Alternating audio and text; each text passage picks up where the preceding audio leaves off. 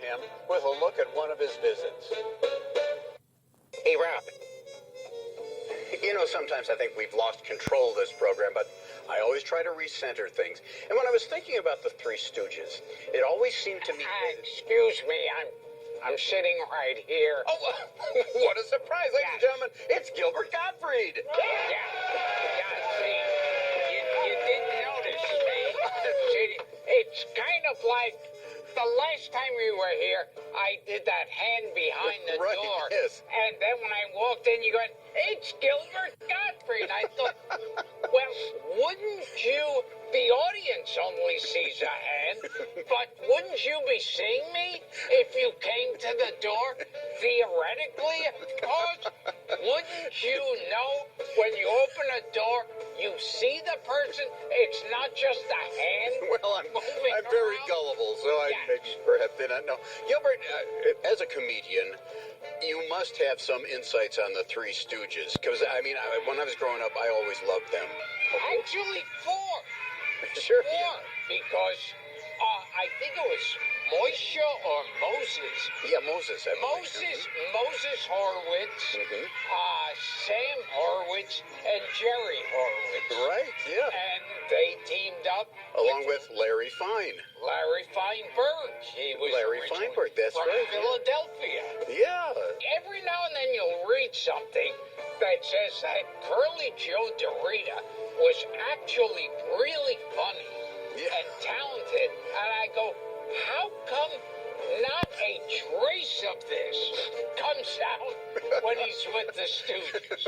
See, I grew up in Brooklyn, and I remember in New York, on the East Coast, we had Officer Joe Bolt. Sure, I've heard of him. And he was like there on a cop thing with a nightstick. And like 2 days a week, they would have Curly, and another 2 days, and then I think one day they would have Joe Bessa. Okay. And the Joe Bessa ones, I mean, I like Joe Bessa. I mean, he was a funny guy. Sure. He didn't fit in with them at all. No, not really. But I remember the Joe Bessa ones, it's when it looked like the other two had given up. Like Mo sometimes would have his hair brushed back. Both he and Larry would have their hair slicked back, and it was like, wow, they look too much like normal guys. Yeah, this is like if Lou Costello had a jacket and tie that fit. Like you go, what is this? You know, they're not. Why is Jerry Lewis doing a competent job at the gas station? He's not supposed to. It doesn't make sense. Before we get finished here, when I was on your podcast, which was a lot of fun, Gilbert Gottfried's Amazing Colossal Podcast, by the way, you can look it up on the internet. We talked about something, and you had a very astute thing regarding the universal monsters, that the different monsters actually portrayed different ages of man. Yeah, Frankenstein. Frankenstein's a little kid. And Frankenstein, he's afraid, he's unfamiliar with his surroundings, and he just wants to be loved. And he wants friends. He wants to be loved.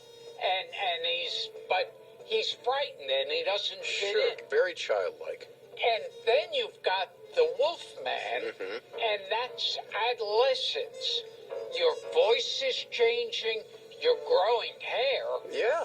And everything, you're getting bigger and weirder looking, and it's like, why is this happening to me? Sure, yeah. And then you've got Dracula, who is what at least every guy aspires to be. Sure, yeah. He's got the ladies totally under his control. Yeah, and my contribution to that was that the Mummy is like old age. Yes, yes. You know, because he's obviously very old, and he doesn't get around as well. He's always dragging that one foot. We've learned a great deal. Gilbert, it's always great to have you drop by here. I always appreciate it. This is PTV.